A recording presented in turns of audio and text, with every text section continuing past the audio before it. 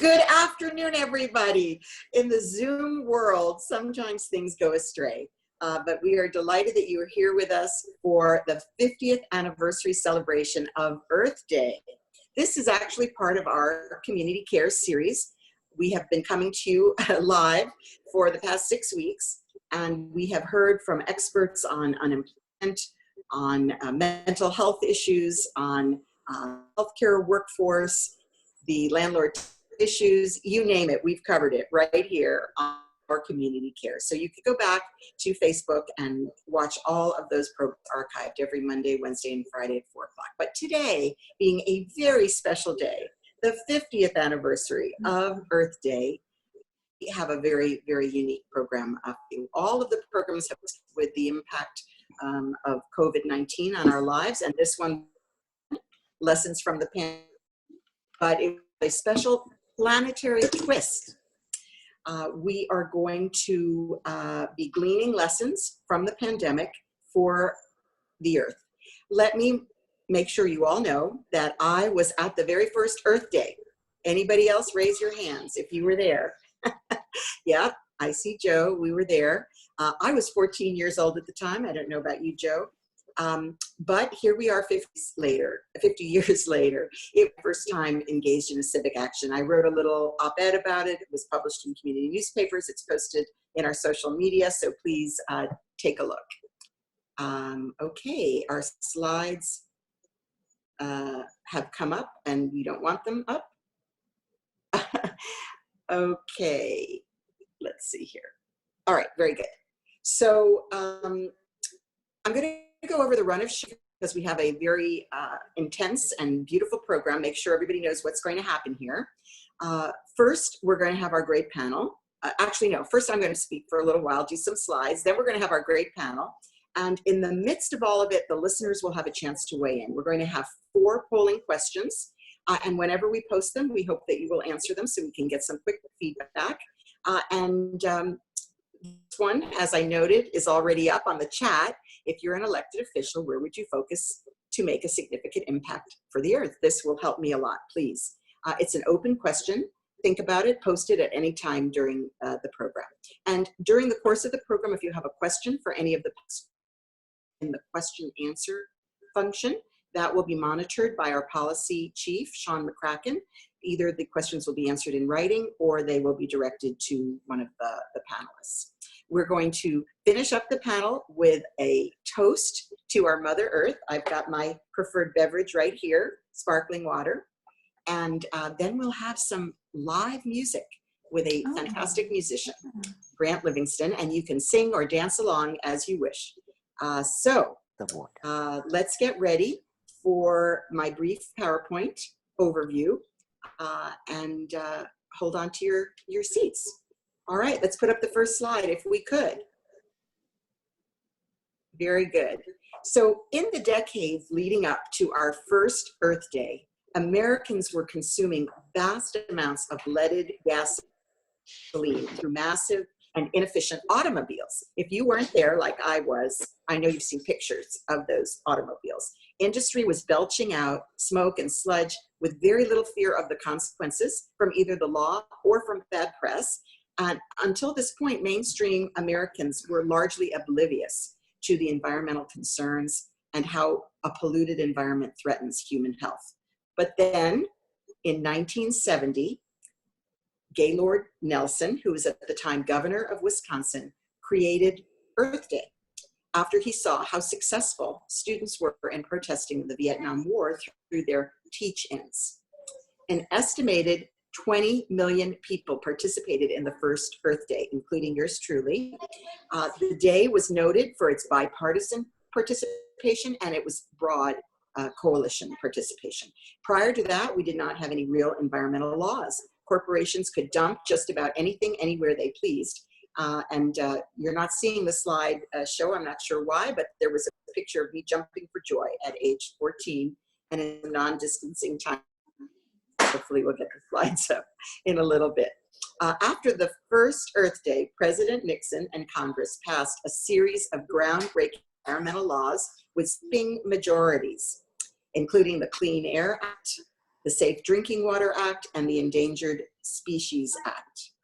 Oh, the slides are up. Okay, I don't see them. Okay. In the 1990s, the movement picked up steam. It kicked off with 200 million people, 10 times more than the first, celebrating Earth Day in 1990. But by 1998, Florida had passed its very own Environmental Equity and Justice Act. But today, many of these giant steps that we took forward in the last 50 years have been rolled back by our current political leadership in Washington and the influence of corporate money.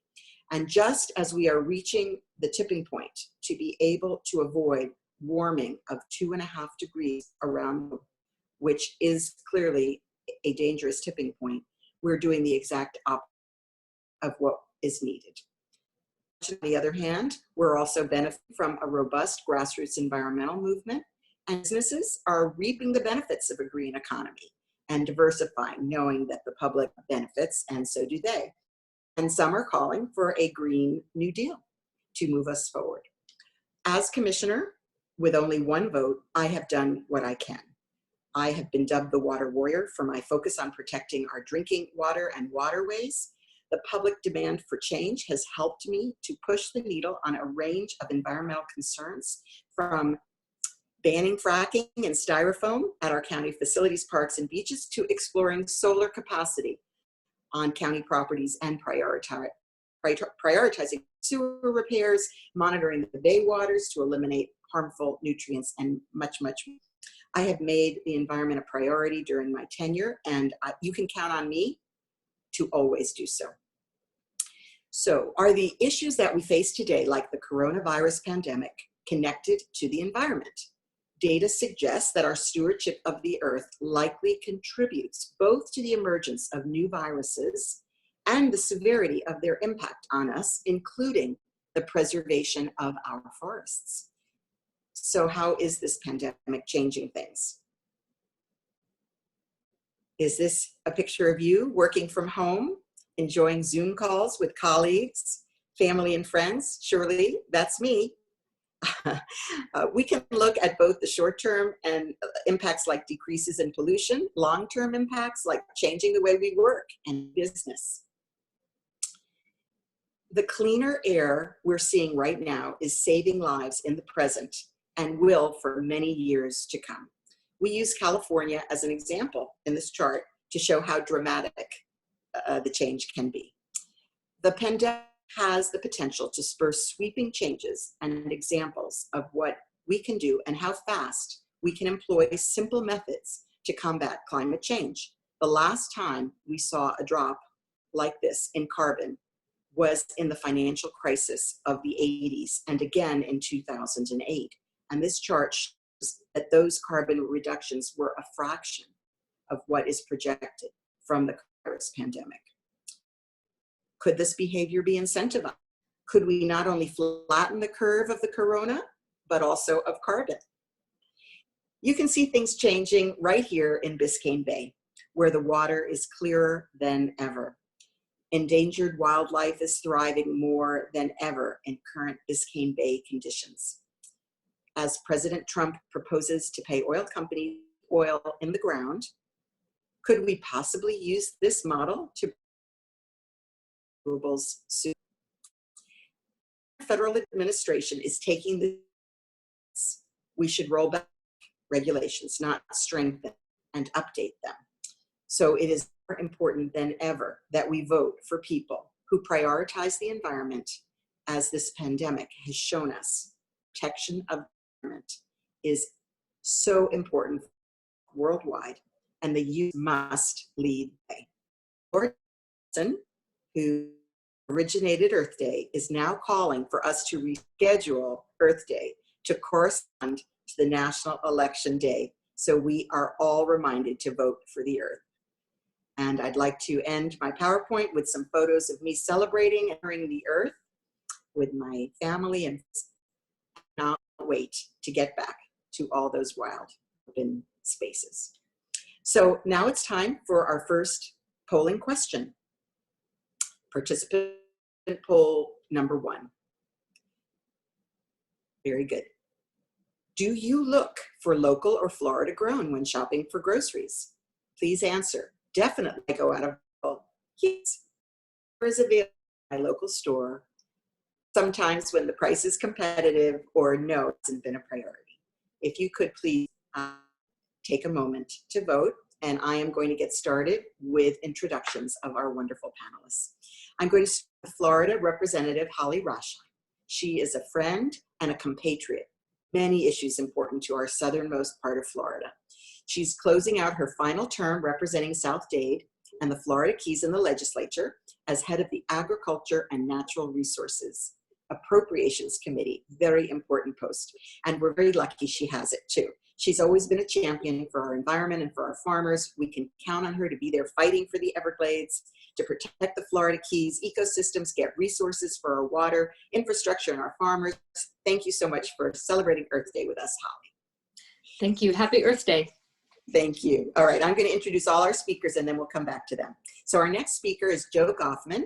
He is Executive Director of the Environmental and Energy Law Program at Harvard University. Before coming to Harvard, he was Democratic Chief Counsel to U.S. Senate Committee on Environment and Public Works. And under the Obama administration, he was an appointee for climate at the EPA, where he worked on the Clean Power Plan, mercury and air toxic standards, cross-state air pollution, and the oil and gas new source performance standards.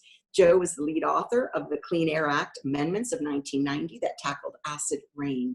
More importantly than all of that, he is a dear personal friend and mentor since our college days, and he helped me win my very first election to become student council president at Yale University.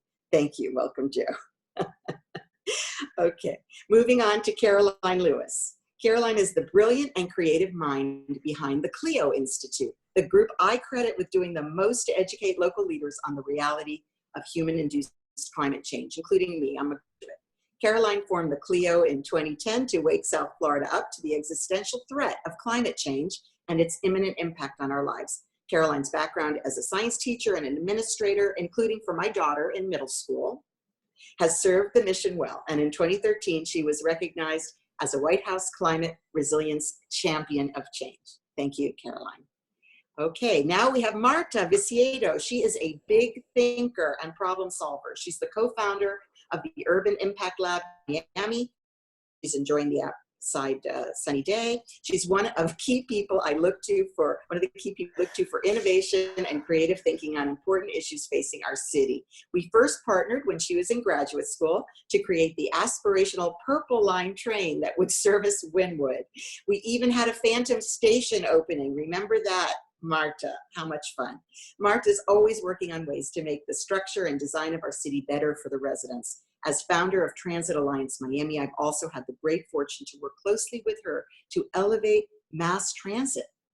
That's a nice word twist. Bike-friendly street design and last mile solutions, making people, not cars, the center of our mobility.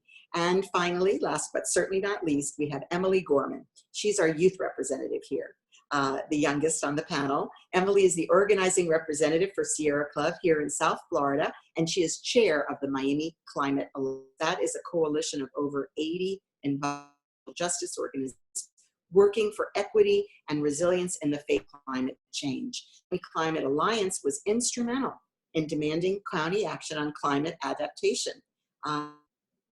I was there too, a little inside-outside strategy. Their demands for action, along with my inside advocacy, led to the creation of the County Office of Resilience and to funding for a countywide climate vulnerability assessment. Emma was recently appointed to the Florida Advisory Council on Climate and Energy by Florida Agricultural Commissioner Nikki Fried. All right, thank you so much to all of our panelists. All right. Your responses, panelists, should be short and to the point so we can leave lots of room for our guests, our listeners to pipe in. So we're going to start with Representative Raschein. We know the Florida Keys has had to confront water pollution caused by primitive wastewater treatment systems like septic tanks and cesspits that were killing our coral reefs and seagrass beds and the Keys economy along with it. In 1990, of Florida imposed a requirement that the Keys convert to the highest possible wastewater treatment system. And this was a monumental undertaking, which was just celebrating its completion 3 years ago. So Representative Raschein, you've been a champion.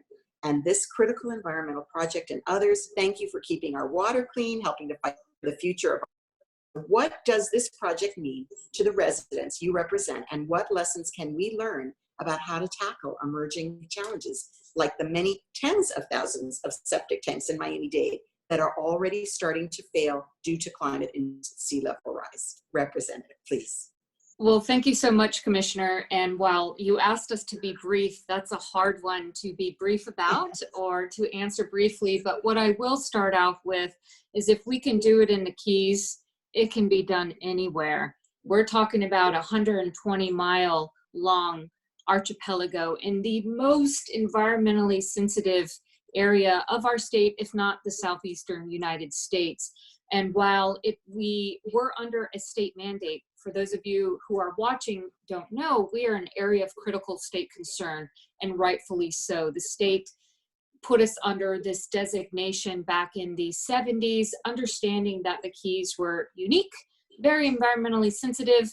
If overdevelopment were to happen, then our natural resources, our coral reef, our mangrove nurseries, and all of that would, fall by the wayside. So recognizing that, thankfully, our state leaders designated us as an area of critical state concern.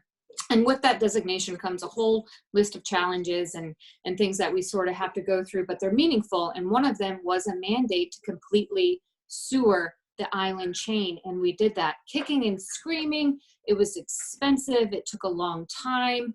It was difficult, to say the least. Locals had skin in the game. The local government stepped up to the plate. The state stepped up to the plate. The federal government stepped up to the plate. It was a very holistic, all eyes on the situation sort of approach. Again, it wasn't easy, but we needed to do it. And again, I go back to, if the Keys can do it, we're digging through coral rock. We're not digging through dirt. We're dealing with, again, environmental sensitivities, a rural area, a limited population base, you name it, we have it going on down here. And with that said, the benefits and the payoffs are just incredible. You see our nearshore waters improving. You see our coral reefs improving, other than the devastating disease that's attacking it right now, but that's another conversation. But we're seeing the payoff, and knowing that perhaps our neighbors, and I don't want to throw Miami-Dade County under the bus, but knowing that our neighbors to the north aren't taking such a leadership role, we're doing all we can down here to the south. And it would be really helpful in terms of the overall big system of Biscayne Bay and Florida Bay and the coral reef, if everybody could sort of get on the same page. Great, thank you so much. And again, for your leadership, and it's very encouraging that people kick and scream, and now they're just, proud. Now it's forgotten. Proud to be done. We don't even think about it. It's done. Very good, very good. So now let me turn to agriculture, another interest we share and work together on. What insights do you have for us about how to help our agricultural system become more resilient to the kinds of shocks we're experiencing, and so many others?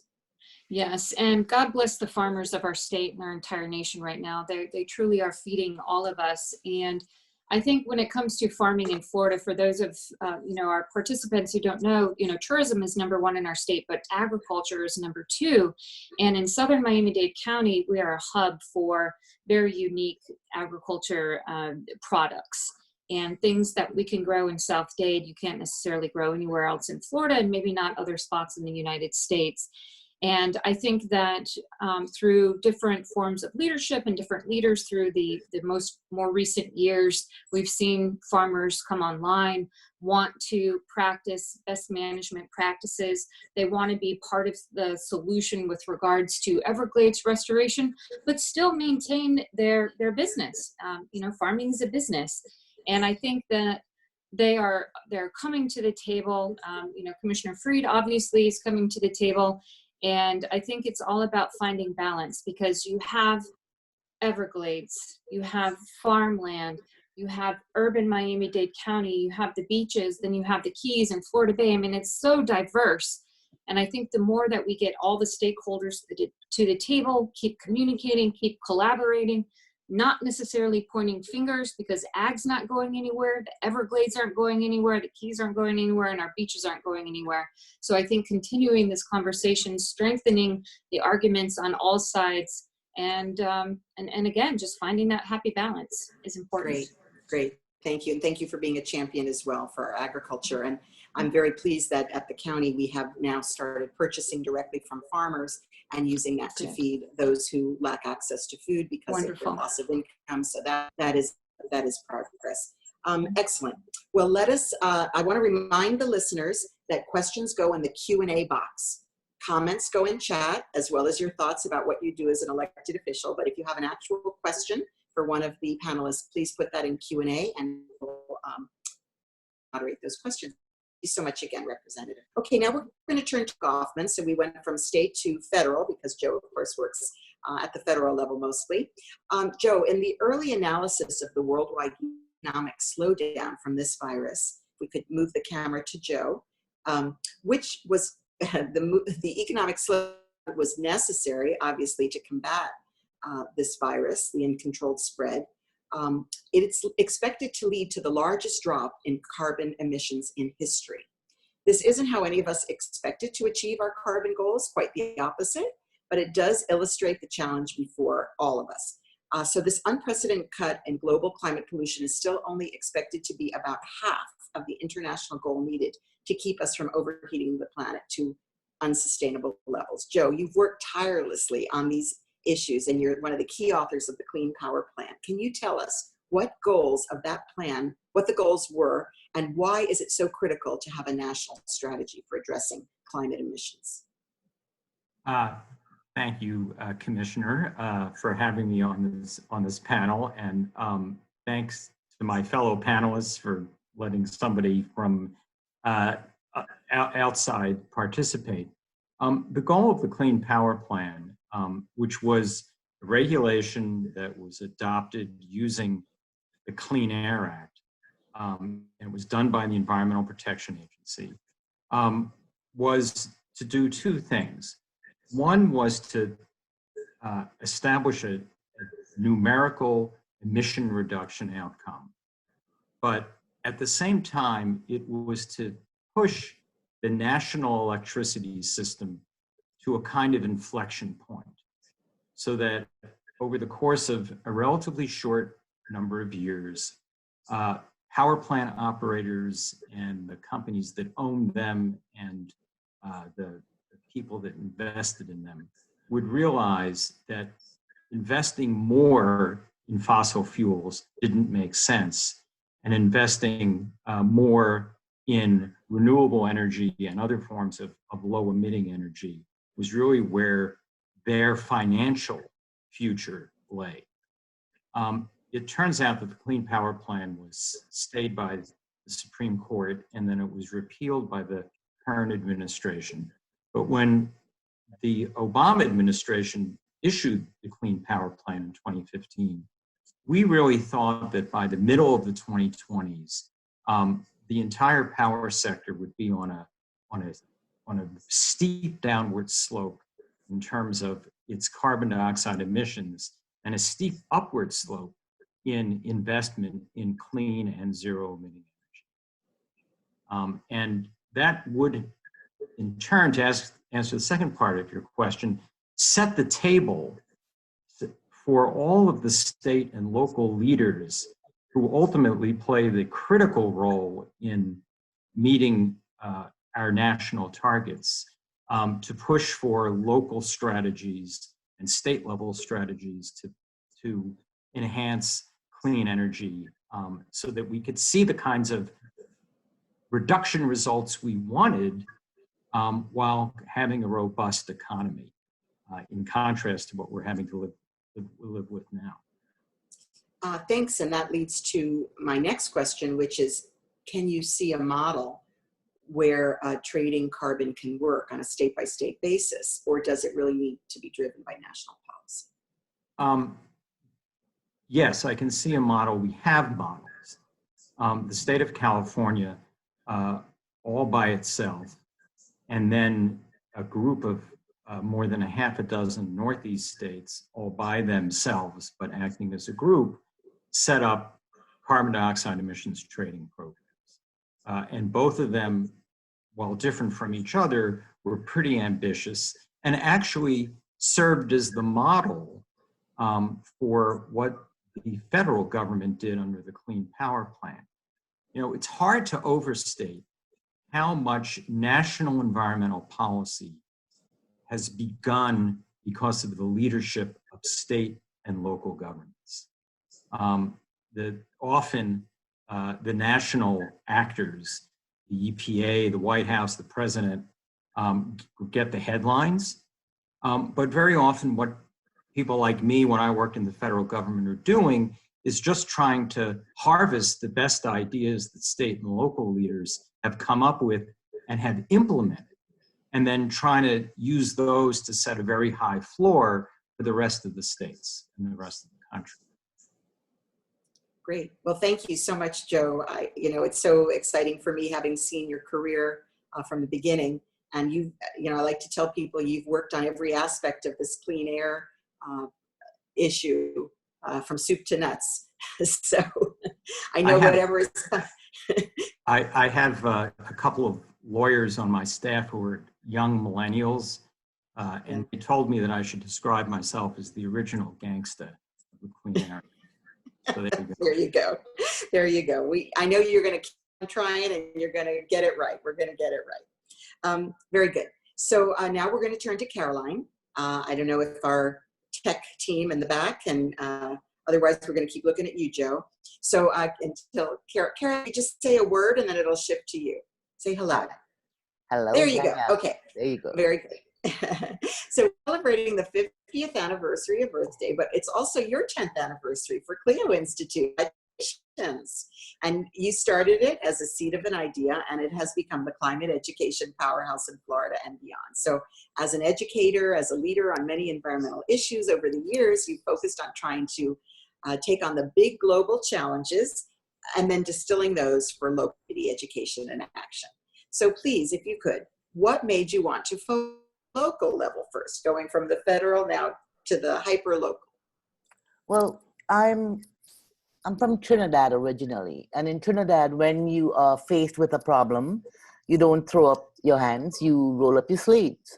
And so I thought in 2010 in my living room when I was founding this nonprofit with a group of board members that I would focus on engaging disengaged adults, because I had had quite a track record of engaging disengaged youth through the Fairchild Challenge and through my work as a high school science teacher and school principal.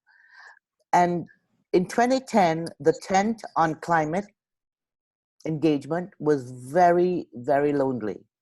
It was literally CLEO and the climate scientists having temper tantrums. I'll fast forward 10 years and tell you the tent is much bigger and much fuller, thanks to everybody on this panel and to you, Commissioner Levine Carver. And I have a lot to be grateful for, but I'm still borderline clinically depressed because I would like much more action, much more quickly. I don't think we should be begging people to pay attention to the health of Biscayne Bay and the water there. That should be a given by now. Recycling, we don't even have a market for our products for recycling. So while we preach the Earth Day messages of reduce, reuse, recycle, and while I look at the climate data as a threat multiplier to everything we worry about, not just on the economic scale, but on the human scale, on the justice scale, on the fact that we have such a divided economy, and 60% of Miami-Dade County is living at or below the poverty level. I mean, I lose sleep at night. So my thing is, I am hopeful that this experience with the coronavirus has allowed humanity in general, and America in particular, United States, to hit a reset button where we heed the science and we create policy based on science. And that we do that with a sense of urgency.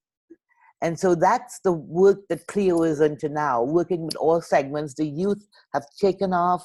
this Gen CLEO youth movement, but we also have the Speakers Network and the Teachers Network and the elected officials. And we really have to build urgency and agency, as Michael Mann tells us. And I remember working, I didn't know you, Joe, but I worked for the Obama administration. I was part of the NEAC, the National Environmental Education Advisory Council. 11 of us from across the country were charged in 2012 with writing the State of Environmental Education report for Congress. And this was during Obama. And I was having a hard time because the people on the panel were climate deniers, some of them. And I'm like thinking to myself, my goodness, we're in 2012, 2013, the science is settled, it's real, and I got to put up with this. So I threatened to resign very loudly if they didn't lead with climate change in the report. So sometimes we have to really take a bold, bad stance to get people to start calling the problem what it is and taking the bold action we need. So here's to heeding the science and hitting the reset button and not letting us fail. I mean, 50 years, Daniela, of Earth Day, and we're still arguing about the health of Biscayne Bay and recycling and plastic pollution. This should be a given. So that's my 2 cents. Thank you so much, Caroline. Great. And for your leadership with the young people, the elected, like you say, every aspect, but especially the young people who are very impatient with us. Thank goodness. As they should okay, as they should be. So let's turn now to Mark. Mark is an urban planner, an advocate for human-friendly cities. The near instantaneous shift from this coronavirus to isolation and separation must be very jarring to you especially, even though we are all a little depressed. Yet in this strange time, these are the lessons that are being learned. So overnight, many of us have had to learn to work in an entirely different way. We've needed to figure out how to operate Zoom and Facebook Live, and we've had to severely limit our trips outside the home. So there's been a precipitous drop in traffic. Some cities are finding this as an opportunity to think mobility. So can you highlight for us some of the creative work that is being done to rethink how people get around and what we can learn from others' experiences that we might be able to apply here in Miami-Dade? Yeah, absolutely. And thank you again for putting this together. I think some of the most important things that are happening across the country and really across the world is that when we think of like public space, our mind goes to parks and green spaces in our community. But our single most accessible, most equitable piece of public space is actually our streets. It's all throughout our county, and I would say they're really, really special because they connect us, whereas parks may or may not, but our streets connect our communities all across the county. And those spaces can be converted and have been in many cities into public spaces where people are not necessarily congregating, but they're going out, they're able to stay active, they're able to, just basically stay connected to their community in different ways. And those are one of those, I think, of anything, I think that's one of the easiest things that we can do. Now, of course, I'm not suggesting that we closed every street in Miami-Dade County, but there's certainly a lot of streets that we can limit to car traffic, which is basically non-existent right now, and really allow people to enjoy that space and get moving. Great. Thank you so much, Marta. Now, a critical component to the future of mobility has been a much greater reliance on mass transit, which has been severely hurt in the pandemic. We know that some people may be reluctant to utilize it and so on. So how do you see us recovering our momentum towards a more transit-focused future? That's such a great question, Commissioner Cava, because it's not just that we're going to need public transit. I would argue that our public transit, its accessibility, its availability is going to be one of the key factors in how well we recover and how well our entire community gets to access the new opportunities or services that they're going to need in the next 3, 4, 6, 12 months. I think it's going to be a key component, and ensuring that we don't repeat the mistakes of the past, where, you know, our service on transit, we have what we have to work with right now. And there's a lot more that we can do. Transit Alliance, as you have been very involved with, has put forward the Better Bus Project, which is a redesign of the entire bus network to ensure that there's lots of frequent service. That can move forward quickly, and it can be expanded upon, because I think really public transit is going to play a disproportionate role in many people's. I mean, imagine if we can save people anywhere between $12,000 and $15,000 moving forward in the next, you know, for the next 12 months. That's what people spend on average on just having to own a vehicle. And if they don't have to spend that money, but they have reliable public transit, that's a game. That's real. It's always been a game changer. It has never been such a game changer as it will be in the next short and midterm future for our community. Okay, great. Well, thank you. And I was on earlier today with the tourism industry, and they were saying, bring back transit. I was very encouraged to hear that. That was really great. Okay, very good. So let's move to Emily now. And Emily, we know you wear many hats already. You're chair of the Climate Alliance and you're organizing representative for the Sierra Club in Florida. And Sierra has launched a campaign to get cities, counties, and states to embrace a goal to achieve 100% clean and renewable energy, which I completely embrace. Can you talk a bit about how that grassroots effort is going and what the coalition of organizations that make up this Miami Climate Alliance are doing to push South Florida towards a renewable energy future? Absolutely. Thank you so much, Commissioner, for organizing this fantastic panel. I feel like I've learned a lot already. And the Ready for 100 campaign is something I'm really excited to share with not just our panelists, but all of our participants listening here and on Facebook Live. We've been around since about late 2016. We came to Florida in 2017. And since 2017, 10 cities across the state have committed to 100% clean and renewable energy before the year 2035.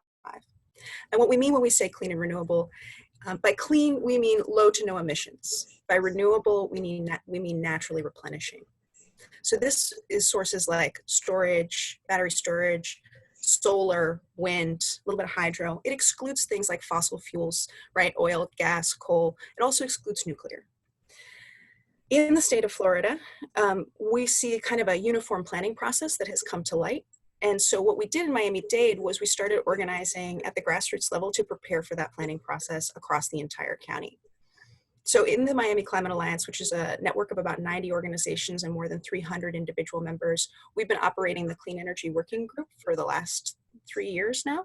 We meet every Tuesday at 5:30 p.m. You can join us by visiting miamiclimatealliance.org and clicking sign up.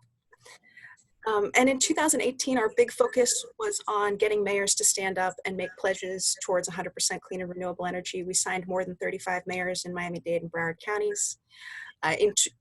Also in 2018 and early 2019, we had a big focus in Miami-Dade of trying to renegotiate, or help the county, I should say, renegotiate their franchise agreement with Florida Power and Light, which was actually declined to be renewed.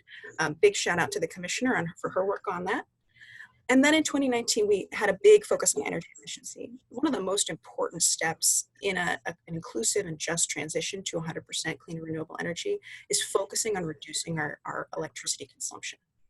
And that starts with residential energy efficiency. Oops, sorry, my poll is coming up.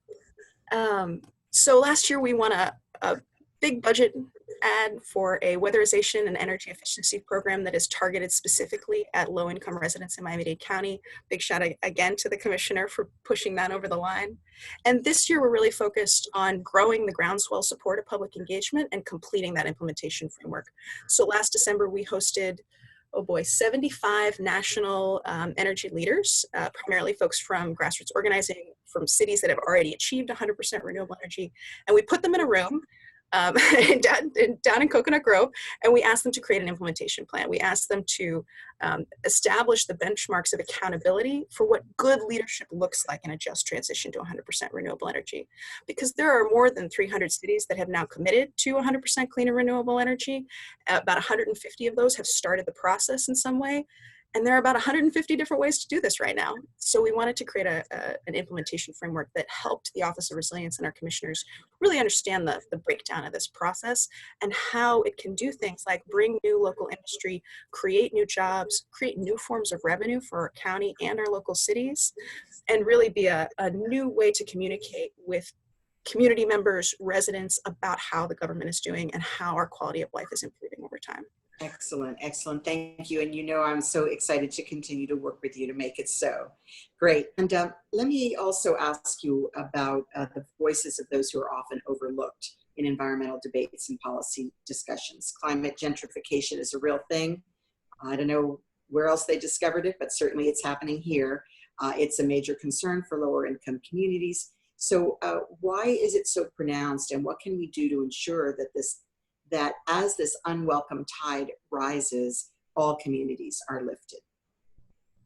That's a great question, Commissioner. I really appreciate you leaning into this topic. I think it's something we all have to think deeply about. I want to clarify the difference between climate gentrification and traditional gentrification. And really, it's one primary difference. Climate gentrification is characterized by the change in value of real property or land as a result of the impacts of climate change. So gentrification occurs when people are priced out of their host communities, their home communities. Climate gentrification occurs when that process of being priced out of your community is accelerated by the change in value of your real property or of your land as a result of climate change. In our case, here in Miami-Dade County, there's a couple of things that folks should remember about this.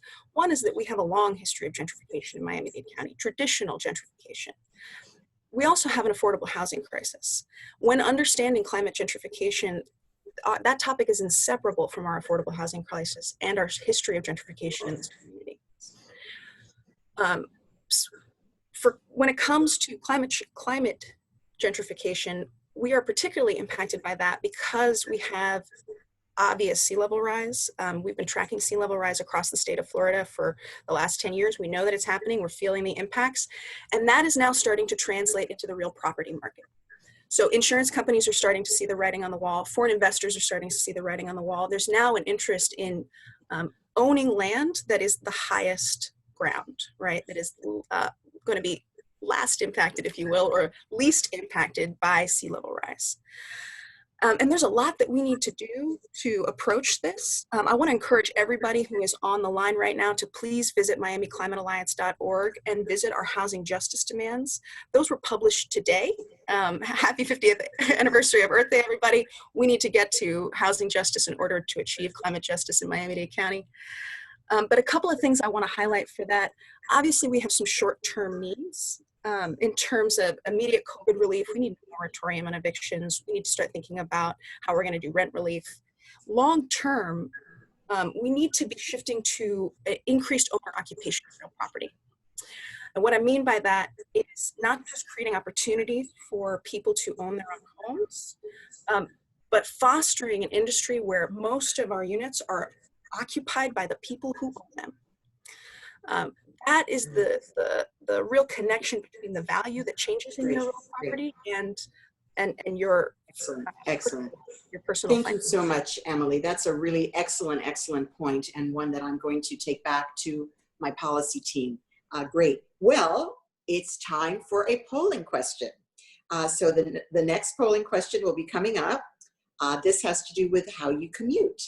So will you commute by bus or train during this crisis or after? I don't see the question. There we go. So please, yes to both, bus and train. I'm safer at home, but we'll take transit after. And I don't plan to use transit. So if you could take a minute and answer that poll, please, we will be very, very grateful. And we are now moving to the next part of our program, which is your question and answers. So your questions and answers. And I'm going to steer a few of these questions to individual speakers. And I'm going to start with Representative Raschein. There was a question for you if there are any tips on how we can get the dollars that we need in this difficult era for conservation efforts, to protect the environment, and so on. So what can you tell us, Representative Raschein? Give us hope, please. Sure. Well, I wish that I had a crystal ball and I could share with you that we know, oh, I love it. You do. Of course you do. Of course I have one. I can share with you what we know the final fallout will be from the COVID crisis. And to be honest, we may not ever know what the total fallout is with regard specifically to our state budget. What I am happy to report is that we did an incredible job this past session, and actually the previous session, in funding environmental initiatives, whether it was beaches, Everglades restoration, septic to sewer. Bye, sweetie pie, have fun. Whether, you know, sorry, it's my 8-year-old going to play baseball with his dad, getting outside, thankfully. And we will continue to do that. So what does that mean in the conversation moving forward? I'm very, very encouraged by Governor DeSantis and him making the environment a priority of his, walking the walk, talking the talk, whatever you'd like to, or however you'd like to state that. Now, what this means moving forward, I'm not sure. I know that our environmental challenges aren't going anywhere despite the challenges that come with the crisis. And so it's my hope, and I feel cautiously optimistic that while the environment may not be held harmless, that it will still be considered a big component of what we still need to focus on, right along line with education and healthcare and transportation. I don't want it to be diminished. I don't want the importance of our natural resources and the restoration and preservation of them to be diminished because of this. Does that make sense? Yes, thank you. Thank you so very much. And we know that this is actually the end of your current run as an elected official coming up. And we hope and pray that your next role will allow you to continue your wonderful advocacy. Thank you. Thank you very much for that. Okay, we have some national level questions, so we're going to direct those to Joe. Somebody would like to know that if there is a change of administration, whether these environmental laws will come back that were repealed. So that's one thing. Let's start with that. Joe, back to you. Yes, I think they will. The leading Democratic nominee, former Vice President Biden, has made it clear that he intends to assert leadership on environmental issues and on climate. And people who are committed to those issues are going to be a big part of his coalition if he wins. My sense is that a Biden administration will come into office with a very powerful sense of urgency to get moving very quickly. And if that's true, then they'll probably look to get the U.S. back into the Paris Climate Agreement, probably with stronger goals. And they'll probably look to the playbook that the Obama administration used, which is to use existing laws to get some of these rules back in place and make them stronger. Great. And also, it was asked what you think about the Green New Deal as a platform in this election, and whether that's going to continue to have some play in this election cycle. Well, I look at the Green New Deal as kind of, it was kind of a treasure trove of ideas. The logic behind the Green New Deal is actually pretty compelling. The impact of climate tends to really, I think, as you and Emily Gorman were noticing, tends to be pretty regressive. Poor people without means suffer the most. And I think the extent to which the Green New Deal focuses on rectifying that in terms of basic economic equality is actually not a distraction, but is important. I think we're at the point where we really have to look at what policy people call infrastructure and not just emissions. And the Green New Deal calls that out as an important target of action. Great, great, very good. Very good, thank you. All very promising. Okay, now I'm going to throw a question to Marta. The question was that in this environment when so many have lost their jobs, and by the way, waiting and waiting and waiting for unemployment benefits that don't materialize. And we've talked about that quite a bit, and we'll talk offline, not the subject of today, but hugely important and frustrating for all of us. And I just wrote the governor about it yesterday. But in the meantime, we know that the economy, when it rebounds, will look different, and that there will be new jobs. And how can we best identify the industries where there will be new opportunities and help them to scale up to create the jobs of the future? Marta, what are your thoughts? I think that's a great question. When we were looking at data, when just analyzing our existing transit network, one of the things that we were trying to look at is exactly where jobs are now, where people are connecting, but not just jobs, like where are services that lots of people go to. I think Miami has always been at the forefront of this constant change. We're constantly evolving. This is unprecedented, of course, but we've always been in this place of constant change. And I think it's something that we're really good at if you can couch it as good. But I think in terms of the future, as new businesses scale, one of the things that we found is that businesses today, or maybe not today, but let's say 3 months ago, we're saying we do really well, not only when, we get the word out there, we have great services, but people can access us, and we have access to great talent, or the employees that we need, whatever the industry might be. So no matter what direction our economy goes, no matter what happens in terms of industries, really people being able to connect to those jobs in the most reliable, fastest, simplest way possible is always the measure of success. It's always the baseline, I would say, that you want to strive for. Now, where exactly we go from here, I think we're going to have to consult Commissioner Cava's crystal ball there. But I think that there's going to be so many opportunities. I think they will be, but I think there's going to be immense shifts as people a lot of small businesses might not be able to make it through, but new ones will come in to replace those. Or maybe existing business owners, actually, I know of some that are already shifting. They maybe produced one thing before and are now producing something entirely different.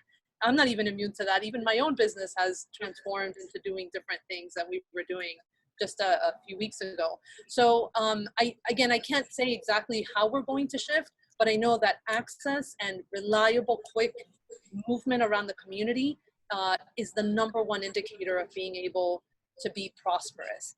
And I think that's what we want to do. Great. Thank you so much, Marta. So I want to go back and give credit to the questioners, and we are going to go till about 5:05 until we have our toast and our music. So hold on, everybody. Zach Costner, thank you for the question to Joe Goffman. Cheryl Weiner and Bobby Brinegar. Bobby, hello, she's in DC. She's our dear mutual friend. Bobby, thanks for being there. The questions also to Joe. Now, this last question came from, I'm going to find it and tell you in a minute, but in the meantime, Orlando Gonzalez, if you set the question, and this is going to go to Caroline, that he asks about local and state barriers to achieve the public policy that we need. What issues do we need to overcome? So tell us, Caroline, what are the barriers?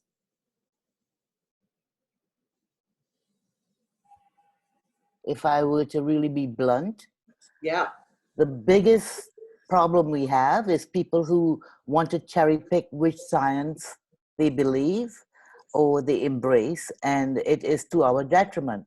So the biggest barrier to making progress is denying what the science is screaming at us and not having the political and economic will to create policy based on science.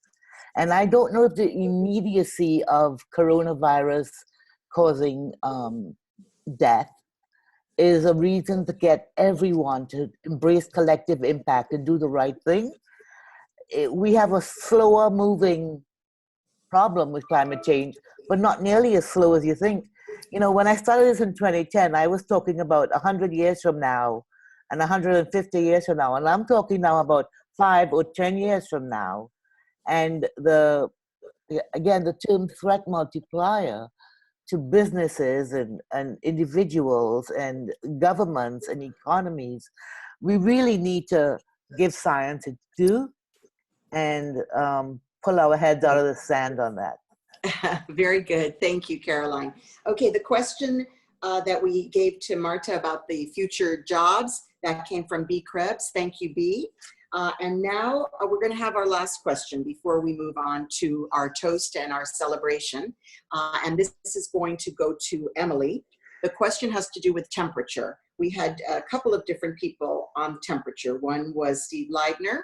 He wants to know, how is this ever increasing temperature affecting our efforts here in Miami-Dade? And someone else pointed out that we had, was it 97 degrees here a couple days ago? I mean, really unseasonably hot right here locally. So let's talk about temperature.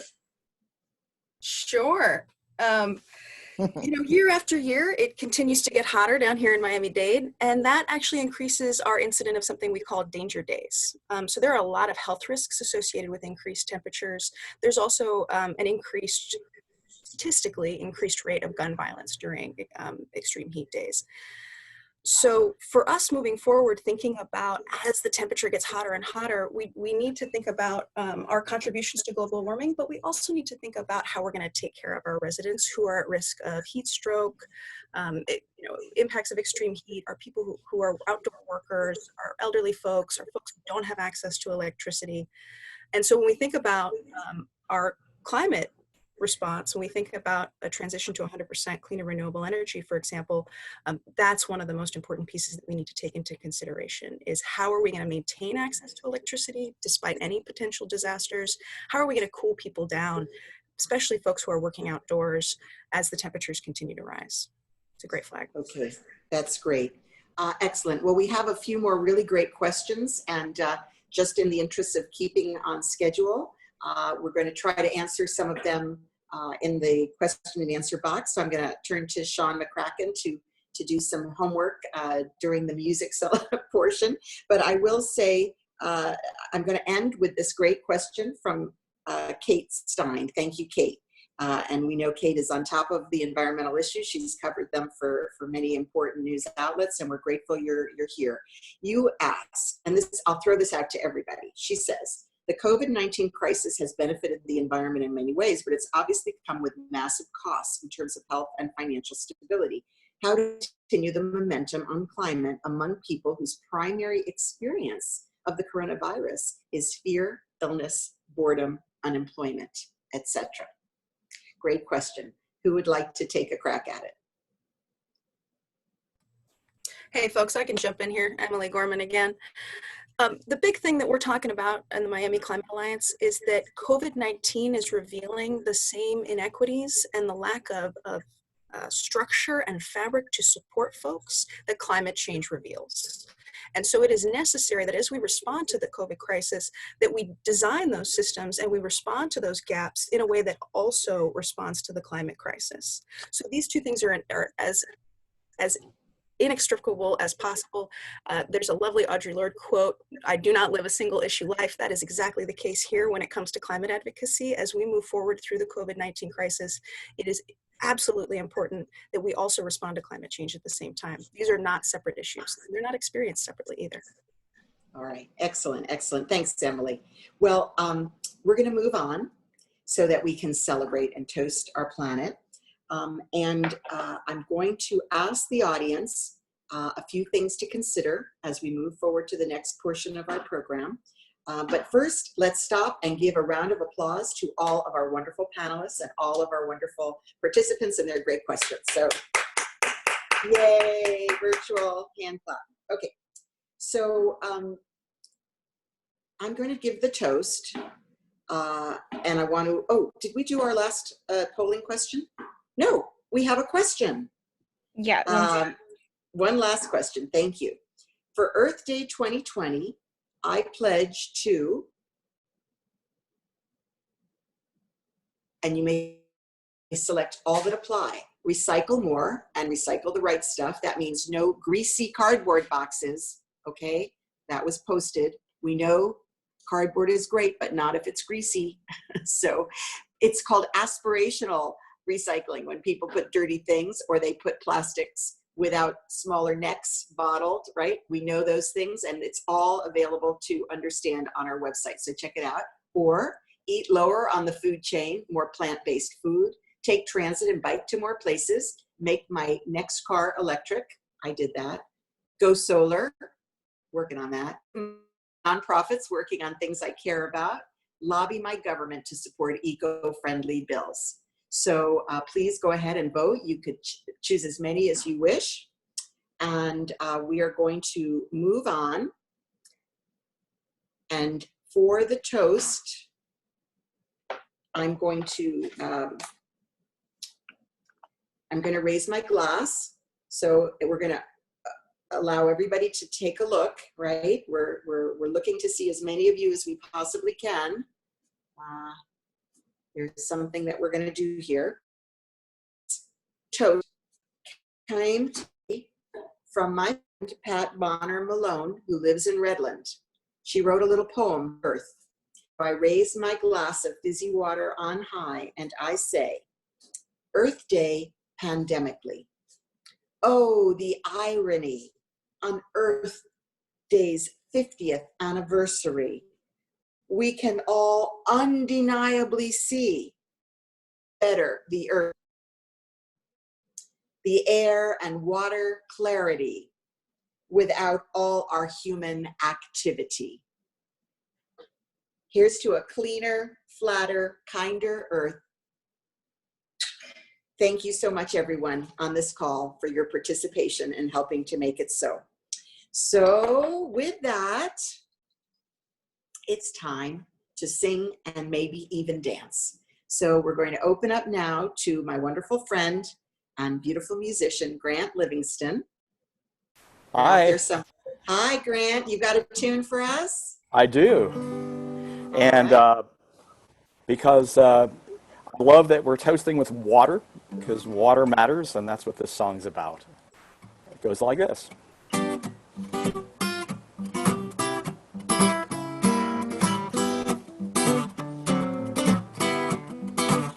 Well, it's the stuff that covers more than half the earth. Water matters. Without it, you know mud would just be dirt. Water matters.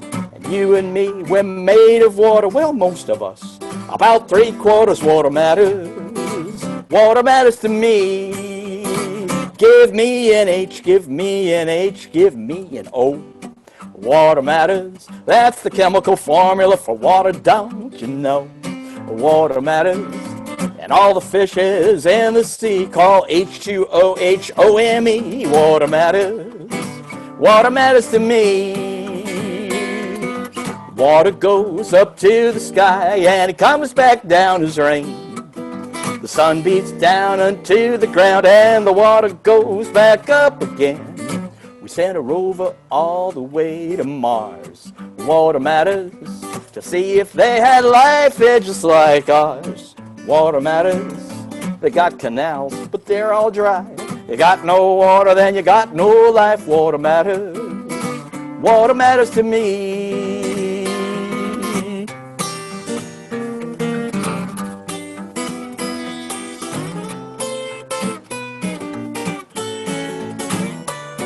Well, ask a gator, and he's sure to say, water matters. Ask any bonefish down in Florida Bay.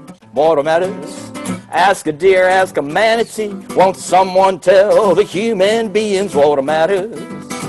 Water matters to me. Water goes up to the sky and it comes back down as rain.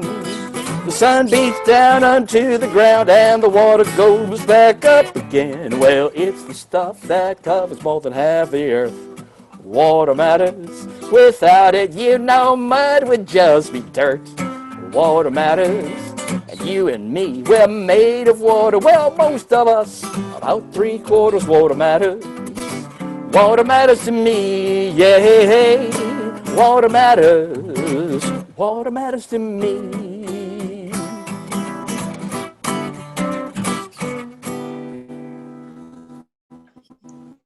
Hey, thanks very much. I am so thrilled to be here and to be invited. Some great conversation. Thank you, thank you. I see some applause on some of those little video boxes there. Hey, you know, water matters. And right now, not just water matters, but soap and water matter. And that's what this next song is about. There's a lot of talk about how long you should be washing your hands for. And you could sing Happy Birthday twice, or you could sing this one, which goes like this. Wash your hands and wash them well. What's got on them you can't tell. Little germs that cause disease. Wash them, wash them, wash them, please. If you wonder just how long enough to sing this song.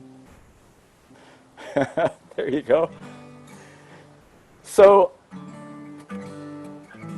I'm starting to get used to having an audience that's not physically present, but it's still a little strange. And I want to sing a song for you about the Everglades and about a person who made a big difference to the Everglades. That was Marjorie Stoneman Douglas, and Marjorie was the one that taught us that it's okay to love a swamp. She gave the Everglades its name, the River of Grass. She herself became known as the voice of the river for all she did for Everglades preservation. She was past 70 years old when she started Friends of the Everglades. Just goes to show you it's never too late to start something if you really believe in it. It helps if you live to be 108, like Marjorie did. So this is called Voice of the River.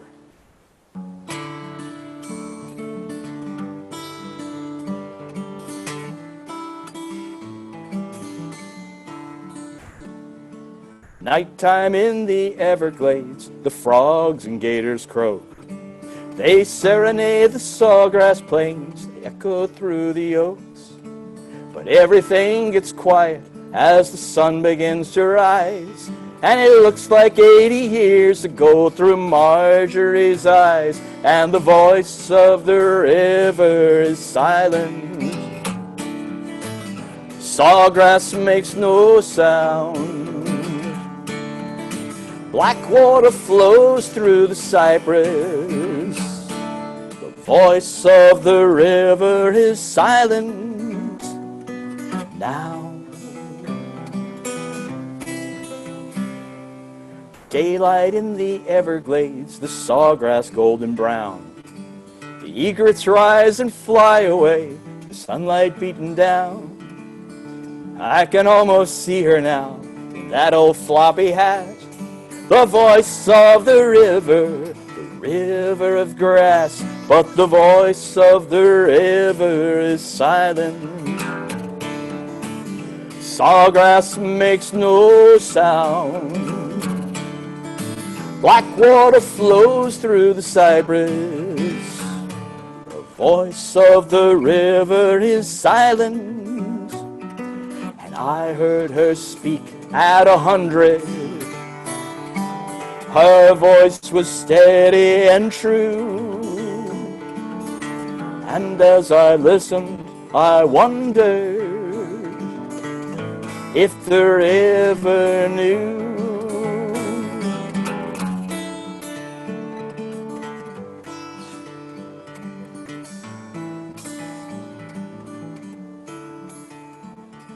Sunset in the Everglades is orange, pink, and gray. Blue heron finds tree to roost to end another day. And silence falls on sawgrass, the grass it does not speak. But if it knew one single word, it would sing, Marjorie.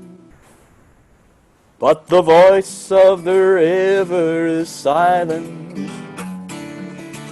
Sawgrass makes no sound. Black water flows through the cypress. The voice of the river is silent now. Everything is silent now. The voice of the river is silent now.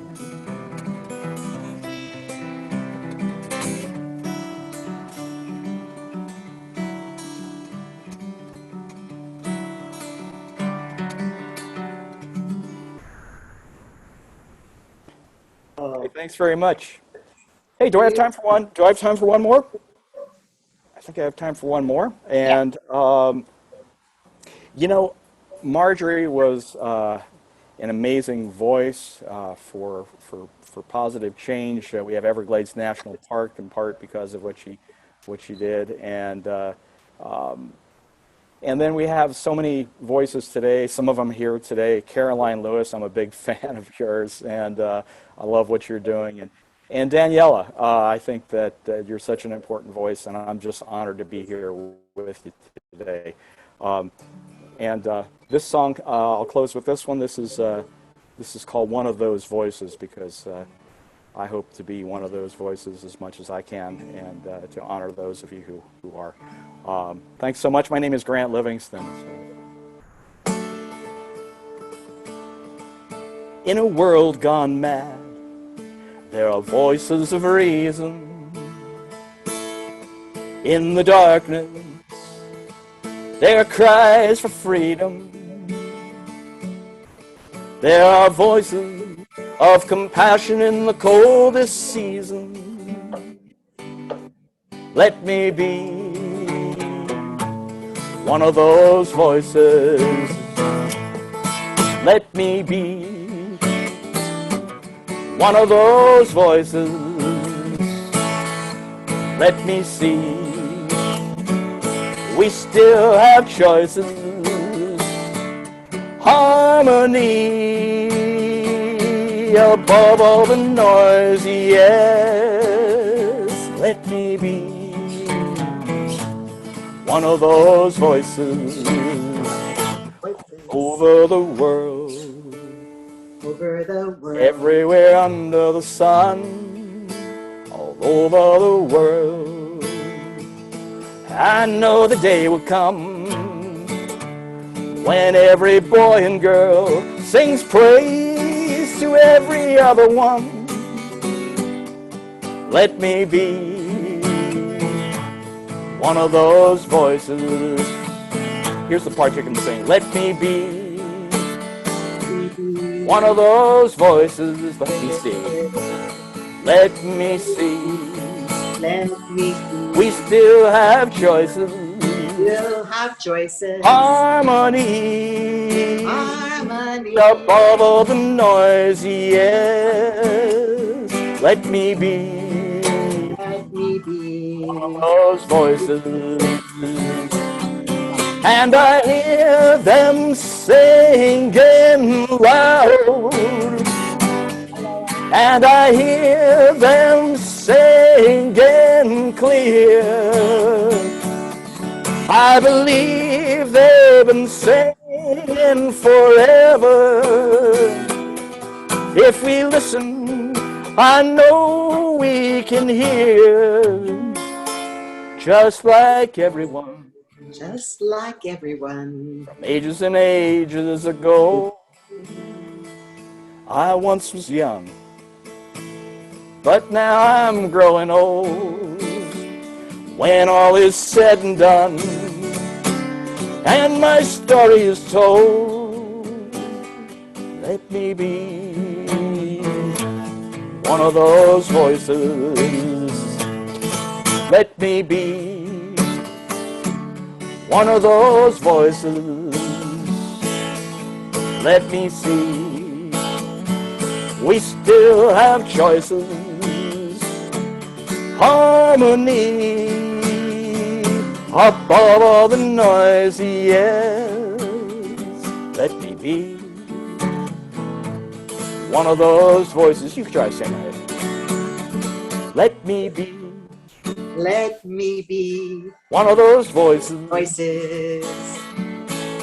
Let me see.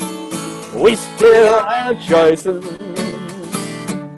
Harmony. Harmony. Above all the noise, yes. Let me be one of those voices. You are one of those voices, Grant. Thank you, Caroline. Thank you. Thanks so much. Beautiful, beautiful. Well, we knew we needed to have music and we knew we needed to have you. Thank you so much, Thank you. Grant. Great to be Yes. here. Thank you. Yes, it's beautiful. And that is the perfect, perfect message to send us out into the world the next 50 years. And I'm going to put up a little slide to let you be thinking a little bit about some of those choices as we go forward. And what can each of us do? Our personal actions, like we've said, whether we use transit, whether we buy local, whether we recycle, whether we don't buy things that need recycling because we reuse, all of those personal choices matter. But ultimately, the most important thing are the policy choices that we make locally, state, nationally, globally. So let's all pledge to vote for Earth in November 2020. I pledge to vote for the planet. I pledge to vote for the Earth. Thank you, everybody. God bless. Thank you for joining us. A beautiful celebration. Good night.